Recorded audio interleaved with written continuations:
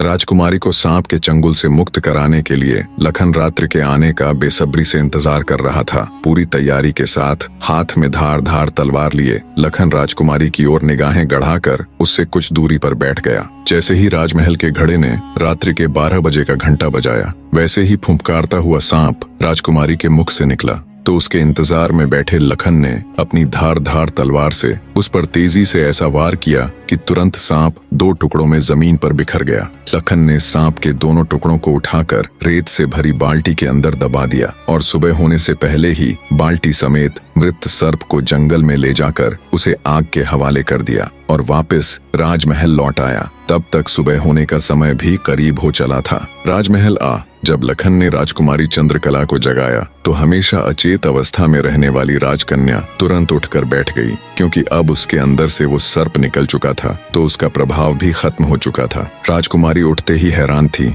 उसे ऐसा लग रहा था जैसे पता नहीं वो कितने सालों से नींद में थी। जब लखन ने राजकुमारी से उसके स्वास्थ्य के बारे में पूछा तो अचंभित राजकुमारी ने अपने आप को बिल्कुल ठीक बताया। तब तक सुबह भी हो चुकी थी। उधर राजा भी पूरी रात सोया नहीं था। उसे बस इंतजार था तो सुबह का। जैसे ही सुबह हुई, राजा बेसब्री से भागा भागा राजकुमारी के कक्ष में आया। जब उसने बिल्कुल सही सलामत अपनी बेटी को बैठे और बात करते पाया तो उसकी खुशी का ठिकाना ना रहा। आंखों में अश्रु लिए राजा ने तुरंत अपनी लाडली बेटी को गले लगा लिया। भरे हृदय से राजा ने हाथ जोड़कर लखन का शुक्रिया अदा किया और अपनी शर्त के अनुसार राजकुमारी चंद्रकला का विवाह लखन के साथ कर दिया। जब राजा ने लखन को अपना आधा राज्यपाट देना चाहा तो लखन ने राज्य लेने से साफ मना कर दिया। ऐसा स्वाभिमानी दामाद पाकर राजा चंद्रसेन खुशी से फूला नहीं समाया। उसने खुशी खुशी बहुत सारा धन देकर अपनी बेटी चंद्रकला को लखन के साथ विदा कर दिया। जब राजकुमारी चंद्रकला को ले लखन अपने राज्य उज्जैन नगरी पहुंचा